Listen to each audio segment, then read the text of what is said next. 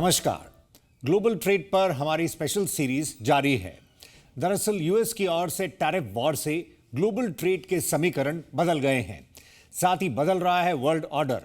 अनिश्चितताओं के बीच आखिर कैसे कदम बढ़ाया जाए? एक तरफ यूएस मार्केट की चुनौती, तो दूसरी ओर एफटीएस के जरिए नई संभावनाएं। तेजी से बदलते घटनाक्रम पर चर्चा करने के लिए हमें ज्वाइन कर रहे हैं doctor Ajay Sahay, director general and CEO federation of Indian export organisations FIEO, और साथ ही मौजूद हैं Vinod Kumar, president India SME forum. आप दोनों का शुक्रिया, थैंक यू। आइए शुरुआत करते हैं डॉक्टर सहाय के साथ। डॉक्टर सहाय, चुनौतीपूर्ण और अनिश्चित दौर में टैरिफ वॉर के बीच भारत की ओर से मैसेज क्लियर है, नेशनल इंटरेस्ट इज सुप्रीम। आप मौजूदा डेवलपमेंट्स और भारत के रिस्पॉन्स को कैसे देखते हैं? देखिए, इंडिया का रिस्पांस बिल्कुल ठीक है। कोई भी कंट्री जो भी किसी तरह का फ्री ट्रेड एग्रीमेंट करेगा तो उसके नेशनल इंटरेस्ट सबसे ऊपर होने चाहिए, और वही हम लोगों ने क्लियर किया है। इंडियन कंटेक्स्ट में एग्रीकल्चर और डेयरी दोनों एक तरह से नॉन नेगोशिएबल सेक्टर है, बिकॉज हमारे यहाँ जो एग्रीकल्चर और डेयरी है बेसिकली लाइवलीहुड पर्पज से है। किसान जो है अपनी जो खेती करता है उसमें ज़्यादातर वो खुद खाता है। वो शायद वेस्ट के कंसेप्ट से टोटली डिफरेंट है, जहाँ पे ये कॉमर्शियल एक्टिविटी है। जहाँ तक आप ओवरऑल सिचुएशन देखिए तो जब भी कोई बिजनेस है वो दो चीज देखता है, और अनफॉर्चुनेटली आज की डेट में यूएस में वो दोनों चीज नहीं मिल पा रही। एक तो वो क्लैरिटी चाहता है, दूसरी वो स्टेबिलिटी चाहता है। हम जो यूएस में देख रहे हैं ना हमें कोई क्लैरिटी मिल पा रही है। हर दिन कोई नई टैरिफ की बात हो रही, कभी उसमें रिलैक्सेशन हो रहा, कभी हमें टाइम दिया जा रहा है, कभी वो फर्दर कुछ ला रहे हैं, कभी नए इश्यूज ला रहे हैं। दूसरी स्टेबिलिटी भी नहीं है, वो चीजें कितने दिन चलेंगी वो भी नहीं मालूम है। जिस तरह की अभी तक टैरिफ लगा है, इंडिया के ऊपर 50% टैरिफ लगाया है, जिसमें 25% सिंपली इसलिए है कि इंडिया रशिया से ऑयल खरीदता है। पूरे परिप्रेक्ष्य में देखिए तो हमारा करीब करीब 45% एक्सपोर्ट यूएस को ऐसा है जिसपे ये टैरिफ का इम्पैक्ट नहीं है। वो ऐसे प्रोडक्ट है जो या तो सेक्शन 232 में आते हैं या एग्जेम्प्ट है। लेकिन करीब 55% हमारा जो एक्सपोर्ट है, करीब अगर वैल्यू टर्म देखें 47-48 बिलियन डॉलर का है, वो हमारा जरूर थ्रेट पे है, बिकॉज हम आउटप्राइज्ड हो रहे हैं मार्केट में। हमारे जो साउथ एशियन और साउथ ईस्ट एशियन कंट्रीज हैं उनके ऊपर 19-20% का टैरिफ है, हमारे ऊपर 50% का टैरिफ है। जहाँ यूरोपियन यूनियन या टर्की या यूके हमारे साथ कॉम्पिटिटर है, वहाँ 33 से 40% का डिफरेंस है, जो कि एब्जॉर्ब नहीं हो सकता है। वो एक चिंता की बात हुई है, लेकिन हम लोग भी इंडस्ट्री के साथ कंसल्टेशन जारी रख रहे हैं। कुछ जो इंडस्ट्री की डिमांड है उसको हम गवर्नमेंट के पास रख रहे हैं, और हमें जरूरत लगता है बहुत जल्दी इसमें कुछ पॉजिटिव डेवलपमेंट होगा। और हमें उम्मीद करते हैं कि बीटीए के बाद भी इंडिया के ऊपर जितनी हाई रिस्क टैरिफ आया है वो भी नीचे आ जाएगा। डॉक्टर सहाय, यानी यूएस जो हमारा एक बड़ा ट्रेडिंग पार्टनर रहा है, भारत के लिए एक बड़ा एक्सपोर्ट मार्केट, लेकिन अब परिस्थितियां बदल रही हैं। हमारे कंपीटिंग नेशंस को हमसे काफी लोअर टैरिफ्स पर रखा गया है। 27 अगस्त से अतिरिक्त टैरिफ लागू भी हो रहा है, तो ऐसे में हम किस ओर बढ़ रहे हैं? आपकी राय? अभी भी जो 27 अगस्त की डेडलाइन है उस पर एक्सपोर्टर चाह रहे हैं कि जितने से जितना माल वो यूएस को एक्सपोर्ट कर सकें वो कर सकें, वो उनका प्रायोरिटी हो रही है। बाकी कंट्रीज के ऑर्डर को होल्ड करके यूएस के ऑर्डर को जल्दी निकालना है। जैसे 27 की जो डेडलाइन शिपमेंट की है और क्लियरेंस की 16 सितंबर की यूएस में, उसको वो मीट कर लें। तो अगर ये होता है थोड़ी इन्वेंट्री यूएस में कुछ मंथ्स के लिए रहेगी, तो immediate threat of cancellation of order ये नहीं होगा, क्योंकि और उनके पास इन्वेंट्री है। Orders will definitely will hold, because 50% duty पे हमें नहीं सोचना चाहिए कि ऑर्डर इंडिया को फ्लो करेंगे। इंडस्ट्री उस पोजीशन में नहीं कि इतनी ड्यूटी को एब्सॉर्ब कर सके, बहुत इम्पैक्ट ना करे, क्योंकि इन्वेंट्री अगर 2-3 महीने चलती है और 2-3 महीने के अंदर हम इसका सोल्यूशन निकाल लेते हैं तो एक्सपोर्ट उतने हिट नहीं होने चाहिए। किसी को नहीं मालूम ये कब तक ये चलेगा, ये 25% जो पेनल्टी लगाई वो कब तक चलेगी, बीटीए कब तक होगा, बिकॉज हमारी ओर से प्रयास हो रहा है और हमने देखा है कि दोनों लीडरशिप ने कमिट किया है कि फॉल ऑफ 2025 तक हो जाएगा। सितंबर अक्टूबर तक बीटीए हो जाता है और ये पेनल्टी खत्म हो जाती है तो बहुत बड़ी एक राहत मिलेगी। अदरवाइज एसएमईज को हमारे यहाँ चैलेंज होगा, क्योंकि जो सेक्टर इफेक्टेड हो रहे हैं वो लेबर इंटेंसिव सेक्टर सबसे ज़्यादा इफेक्ट होंगे, चाहे हम बात करें टेक्सटाइल की, अपरेल की, फुटवेयर की, जेम्स एंड ज्वेलरी की, स्पोर्ट्स गुड की, हैंडीक्राफ्ट की। तो ये सब सेक्टर जो ऐसे सेक्टर हैं जहाँ पे हमारा एम्प्लॉयमेंट इंटेंसिव सेक्टर है, और इसलिए हम लोग उसको बहुत केयरफुली और क्लोजली देख रहे हैं। एमएसएमई एक्सपोर्टर से आपको क्या फीडबैक मिल रहा है विनोद जी? यूएस के बायर्स उन्हें क्या बता रहे हैं? ऑर्डर्स पर किस तरह का असर देखा जा रहा है? एमएसएमई एक्सपोर्टर्स तो बेसिकली एक डिमांड शॉक में बैठे हुए हैं। बहुत सारे एमएसएमई एक्सपोर्टर्स को ये लग रहा है कि कई सारे ऑर्डर्स कैंसिल होंगे। कई सारे बायर्स ने कॉशन किया है कि भाई ये जो यूएस का टैरिफ एस्केलेशन है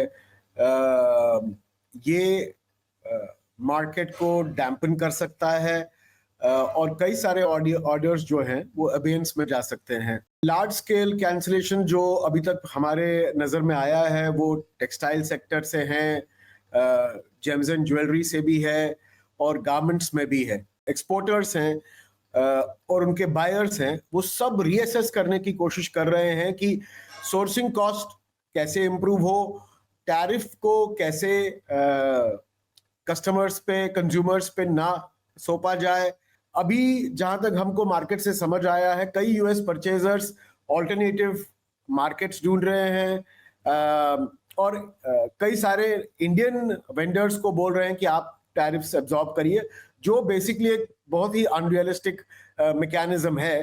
टैरिफ शॉक का जो इम्पैक्ट है ऑर्डर्स पे वो कहीं ना कहीं करीबन 1 लाख करोड़ के आसपास का रहेगा। विनोद जी, अनिश्चितता किसी भी कारोबार के लिए सही नहीं है और टैरिफ पर हो रही हलचल के बीच कुल मिलाकर एक्सपोर्टर्स के कैश फ्लो पर असर पड़ रहा है। उन्हें लिक्विडिटी के मोर्चे पर किस तरह से राहत दी जा सकती है?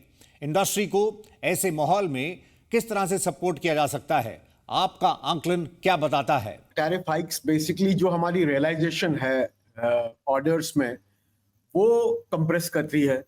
दूसरी साइड से जब आप देखें तो हमारे एक्सपोर्टर्स को एडिशनल कॉस्ट या तो एडिशनल कॉस्ट एब्जॉर्ब करें या तो ऑर्डर लूज करें, दोनों तरीके से कैश फ्लो में तकलीफ होनी ही होनी है। रिसीवेबल साइकिल्स आपके लॉन्गर होंगे, आपके वर्किंग कैपिटल के नीड्स ज्यादा होंगे क्योंकि आपको जब एक्सेस चाहिए क्रेडिट के लिए वो इतना इजी नहीं होगा क्योंकि स्मॉलर मार्जिन्स होते हैं एक्सपोर्टर्स के और टर्नओवर्स फास्ट होते हैं। जब ये साइकिल रुक जाएगा तो ऑब्वियसली क्रेडिट में कैश फ्लो में इश्यू होगा ही होगा। आज तो हम लोग वेट कर रहे हैं 27 तारीख तक देखने के लिए कि जो एडिशनल 25% हमारे ऊपर लगाया हुआ है तो वो लगेगा कि नहीं लगेगा, कि उससे पहले गवर्नमेंट ऑफ इंडिया उनसे बात करके कोई ना कोई रास्ता निकालेगी। तो 27 तक तो उसकी बात नहीं कर सकते। ऑलरेडी गवर्नमेंट ने बात करी है एक्सपोर्ट प्रमोशन मिशन की, जहां पे करीबन 20,000 करोड़ का बजट बोला गया है। हम लोग ने ऑलरेडी देखा कि सीजीटीएमएसई में specifically for exports increase coverage किया गया है 10 करोड़ तक का। बैंक्स को बोला गया है कि भाई आप प्रिपेयर रहिए एक्स्ट्रा लेंडिंग करने के लिए एमएसएमईज को। Road tape, export refund etcetera, ये सब स्कीम्स को वापस रीइंस्टेट किया गया है ताकि क्विकर रिएम्बर्समेंट्स हो। और सबसे इंपॉर्टेंट बात जो मुझे एक और लग रही है वो ये है कि ईसीजीसी को रिसेंटली कैपिटल इन्फ्यूजन दिया गया और जो इंश्योरेंस ऑफरिंग्स थी स्मॉल एक्सपोर्टर्स के लिए वो उसमें फर्क पड़ा है। प्रायोरिटी एक्सपोर्ट वर्किंग कैपिटल के विंडोज खोले जाएं, चाहे फिर वो सिडबी के थ्रू हो, पब्लिक सेक्टर बैंक्स के थ्रू हो, एनबीएफसीज के थ्रू हो, और जहां पे भी ऑलरेडी हमारे पास सीजीटीएमएसएमई के बोरोअर्स हैं उनको हम लोग टॉप अप इमीडिएटली दे सकें, जैसे कि हम लोग ने ईसीजीएलएस के इमरजेंसी क्रेडिट लाइन स्कीम के गारंटी स्कीम के तहत दिया था, और कंसेशनल प्राइसिंग पे दिया जाए ताकि जो ये क्लस्टर्स हैं जो ये टैरिफ शॉक से हिट हुए हैं उनको इजी हो। और सबसे इंपॉर्टेंट बात इसमें ये होगी कि टाइम टू डिसबर्समेंट जो लेस देन 7 days होना चाहिए और ज्यादा से ज्यादा एमएसएमईज जो एक्सपोर्टर्स हैं उनको कवर किया जाए। इसमें स्पेसिफिकली मैं बोलूंगा कि micro small enterprises cluster relief packages, अगर ये 25% एडिशन लगता है तो क्लस्टर रिलीफ पैकेज फिर वो स्टेट गवर्नमेंट से आए या सेंट्रल गवर्नमेंट से आए वो होना चाहिए, और मॉरिटोरियम होने चाहिए लोन रिपेमेंट्स पे जहां पे भी क्लस्टर्स हैं जो ज्यादा हिट है। फिर आप पंजाब बोल रहे हैं, त्रिपुर बोल रहे हैं, इंजीनियरिंग बोले लुधियाना में या पूरे देश में CGTMSE को कंप्लीटली ऑनलाइन लेके उस पे जितना हो सके उतना we should make larger loans available. Doctor Sahay, global उठापटक के बीच भारत को एक ब्राइट स्पॉट माना जा रहा है। वहीं यूएस जो हमारा एक बड़ा निर्यात और स्ट्रेटेजिक पार्टनर रहा है, मौजूदा परिस्थितियों में आप भारत की ग्रोथ की चाल को कैसे देख रहे हैं? वहीं दूसरी ओर जहां तक बात ऑल्टरनेट बाजारों की है, हमारा UAE, ऑस्ट्रेलिया, एफ्टा के साथ ट्रेड एग्रीमेंट हुआ है और यूके का एग्रीमेंट तो लैंडमार्क माना जा रहा है। इन बाजारों में आप अवसरों को कैसे रीड करते हैं? देखिए, हम $4 ट्रिलियन इकोनॉमी की बात करते हैं और हम बोलते हैं मेरा export $47-48 billion maximum in year में टेक ए हिट। कितनी हिट लेगा वो भी, तो हम बात कर रहे हैं एक ऐसे सेगमेंट की जो 1% हमारे GDP को कंट्रीब्यूट करता है। दूसरी चीज, जैसे आपने बात की थी, मीडियम टू लॉन्ग टर्म में हम अल्टरनेटिव मार्केट में चले जाएंगे, बिकॉज जिस तरह का गवर्नमेंट ने FTA किया है और करते जा रही है, हमें अल्टरनेटिव मार्केट जरूर मिलेंगे। तीसरी बात, हम एक वाइब्रेंट डोमेस्टिक मार्केट भी है, तो ये नहीं कि हमारा अगर एक्सपोर्ट हिट होता है तो हमारी GDP हिट होगी। तो मैं ये नहीं सब्सक्राइब करता हूँ कि यूएस को अगर हमारा एक्सपोर्ट डाउन होगा तो GDP पे कोई इम्पैक्ट आएगा। अगर वो इम्पैक्ट आएगा 0.2 to 0.25% के बीच से आना चाहिए, जो कि कंप्लीटली मिनिस्क्यूल है, उससे हमारी चिंता की बात नहीं है। लेकिन हमारे लिए शॉर्ट टर्म में जरूर चैलेंजेस होंगे। एक जरूर चिंता की बात रहेगी, जो इन्वेस्टमेंट इंडिया आ रहे थे for the time being they में बी ऑन होल्ड, पर्टिकुलरली जो कि इंडिया को हब करना चाहते थे for export to the US, because जब तक ये टैरिफ नीचे नहीं आएगी शायद वो कॉल नहीं ले पाएंगे। इसलिए ये हमारे लिए भी इक्वली चिंता का विषय है, जो इन्वेस्टमेंट ऑन होल्ड होंगे, those you are looking to India for exporting to the US। Doctor Sahay, बात निर्यात को बूस्ट करने की हो और साथ ही MSMEs को सपोर्ट करने की, इसमें आप इंडियन मिशंस की भूमिका को कैसे देखते हैं? हर मिशन का अपना एक टारगेट है, हर मिशन के साथ प्रोडक्ट, कौन सा प्रोडक्ट होगा, कितना एक्सपोर्ट होगा उस मार्केट में, उसको भी उन्होंने को टारगेट कर रखा है। तो इससे एक बहुत अच्छी बात हुई है, पूरा इकोसिस्टम डेवलप हो रहा है। जो एक्सपोर्ट प्रमोशन ऑर्गेनाइजेशन है, जो मिशंस हैं और जो एक्सपोर्टर्स हैं, सब मिल के, बिकॉज सबका एक कॉमन एम हो गया है, तो जो ये पार्टनरशिप क्रिएट हुई है ये बहुत अच्छी हो गई है। और मिशंस भी टुवर्ड्स कमर्शियल एक्टिविटी और टुवर्ड्स इकोनॉमिक डिप्लोमेसी की तरफ मूव कर रहे हैं। विनोद जी, मार्केट डाइवर्सिफिकेशन की बात हो रही है, FTAs के जरिए अवसरों को बनाने पर जोर है, पर इसके बीच आप प्रोटेक्शनिज्म के बढ़ते ट्रेंड को और नॉन टैरिफ बैरियर्स को कैसे एनालाइज करते हैं? मुझे लगता है कि लैटिन अमेरिका पूरे का पूरा, West Africa, South Africa, South East Asia, ये सब रीजन्स वो हैं जहां पे ऑलरेडी हमारे पास FTAs हैं। अभी यूके का नया FTA हुआ, उसके बाद EFTA हुआ with the partly European countries. तो कई सारी परिस्थितियां ऑलरेडी ऐसे बन गई हैं जहां पे हमको ये मार्केट्स की तरफ रुख करना ही करना पड़ेगा। अभी जो है हमारी एक्सपोर्ट प्रमोशन पॉलिसी वो डिस्ट्रिक्ट आधारित है, स्टेट आधारित है, और then centre can make a framework around it. तो states need to be also ready to look at कि भाई उनका एक्सपोर्ट कैसे इफेक्ट हो सकता है, उनका एक्सपोर्ट कैसे प्रमोट हो सकता है और कौन कौन सी रीजन्स में हो सकता है। तो हर स्टेट के पास मेरी समझ में ये पोटेंशियल है, अपॉर्चुनिटी है कि हर स्टेट 10-12 बिलियन डॉलर्स का इमीडिएट एक्सपोर्ट इंप्रूवमेंट कर सकता है। और कुल मिला के अगर आप इंडिया में, पूरे इंडिया में देखें, अपार्ट फ्रॉम द US, मेरे हिसाब से जो हम लोग ने रिसर्च करी है, करीबन $62 बिलियन का पोटेंशियल है पूरे विश्व में, apart from the US, that we will need to look at. SME express में फिलहाल वक्त ब्रेक का है। ब्रेक के बाद बात मैन्युफैक्चरिंग को गति देने की, ईज ऑफ डूइंग बिजनेस को बढ़ावा देने की, और साथ ही जायजा लेंगे ई-कॉमर्स एक्सपोर्ट्स का। हम जल्द लौटते हैं।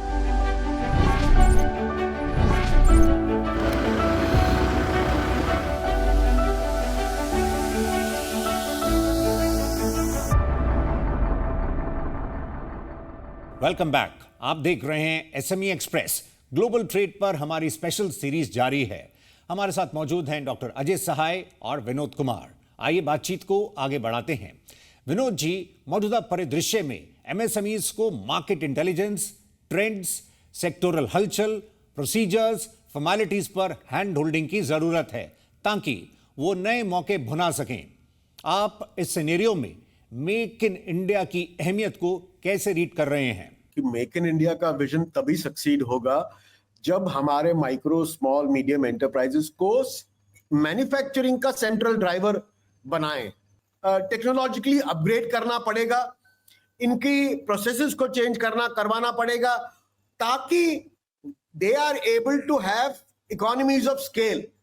अदरवाइज तो हम लोग का जो मैन्युफैक्चरिंग है वो अभी भी थोड़ा इंडस्ट्री 4.0 से बहुत ज्यादा हटके है। स्मार्ट मैन्युफैक्चरिंग हमारे यहाँ पे लेस देन 1% एमएसएमईज में है, और जब तक एमएसएमईज मैन्युफैक्चरिंग का प्रोवेस नहीं ला पाते अपने बिजनेस में, तब तक मेक इन इंडिया हो नहीं सकता। डॉक्टर सहाय, वैसे तो मैन्युफैक्चरिंग को बल देने के लिए प्रयास किए जा रहे हैं, लेकिन आप मानते हैं जिस रफ्तार से ग्लोबल ट्रेड के समीकरण बदल रहे हैं, हमें अपने प्रयासों को, अपने एफर्ट्स को फास्ट ट्रैक करना होगा।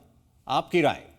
जैसे पीएलआई स्कीम आई, तो पीएलआई स्कीम के बाद बहुत काफी इन्वेस्टमेंट इंडिया में फ्लो किया, और अभी बहुत से सेक्टर अनटैप्ड रहे हैं जहां पे पीएलआई हमें और अट्रैक्ट करनी पड़ेगी। शायद पीएलआई का स्कोप बढ़ा जाए, जैसे कि हम बात कर रहे हैं कि इलेक्ट्रॉनिक्स से पार्ट्स एंड कंपोनेंट्स की ओर बढ़ रहे हैं हम पीएलआई देने में। दूसरी चीज, गवर्नमेंट ने जो अभी प्लग एंड प्ले फैसिलिटी लाई है, जो कि मेगा इंडस्ट्रियल पार्क की बात कर रहे हैं, वो बहुत बड़ा एक गेम चेंजर होगा। वो गेम चेंजर ना खाली हमें हेल्प करेगा कि जो फॉरेन इन्वेस्टर इंडिया में आना चाहता है, बिकॉज अगर हम उसको प्लग एंड प्ले फैसिलिटी देते हैं, वो किसी इंडस्ट्रियल पार्क में आएगा, he will simply bring his machine, और उसके बाद वो किक स्टार्ट प्रोडक्शन 1.5 से 2 महीने के अंदर कर सकता है।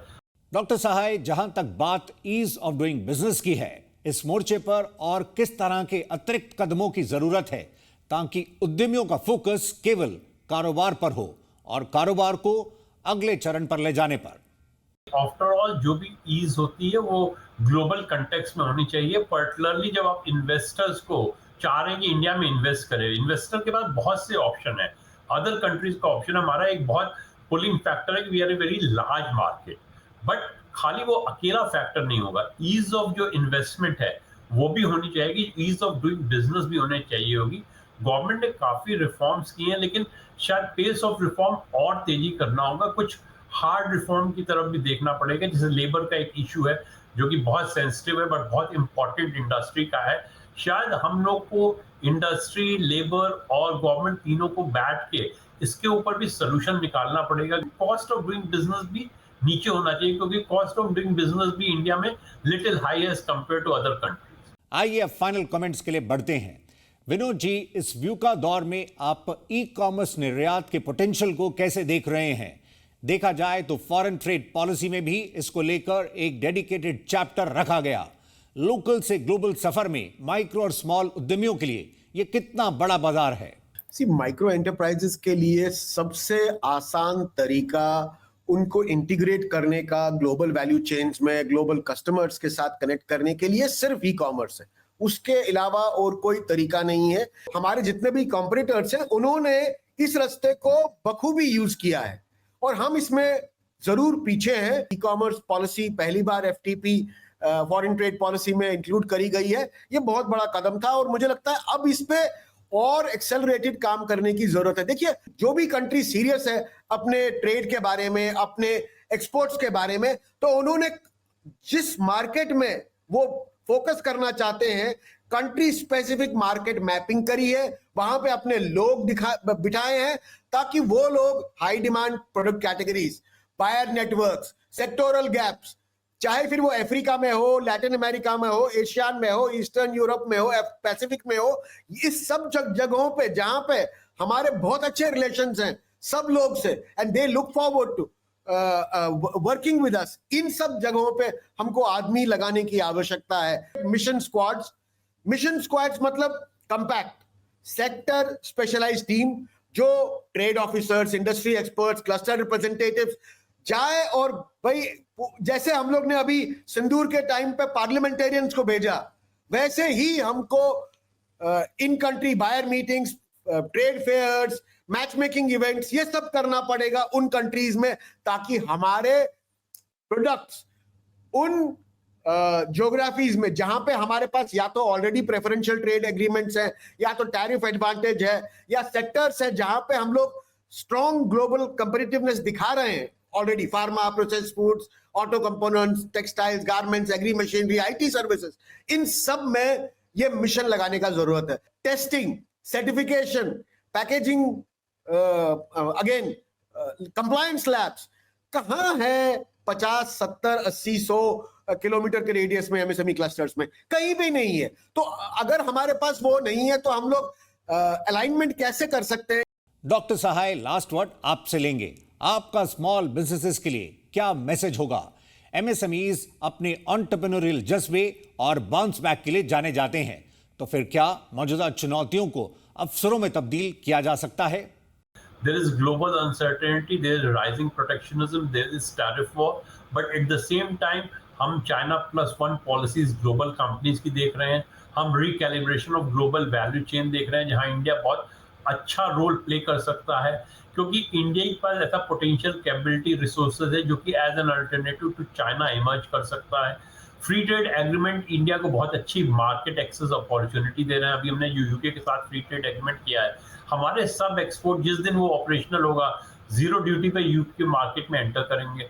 एक चैलेंजेस जो एसएमईज को देखना होगा वो with regard to environment and labour है, बिकॉज जो नया मार्केट एक्सेस है उसमें हम नॉन ट्रेड इश्यूज को बढ़ता हुआ देख रहे हैं। एसएमई एक्सप्रेस में फिलहाल इतना ही। Doctor Ajay Sahay, DG and CEO FIO, और Vinod Kumar, president India SME forum, आप दोनों का धन्यवाद। अगले सेशन में मुलाकात करेंगे नई थीम के साथ। फिलहाल नमस्कार।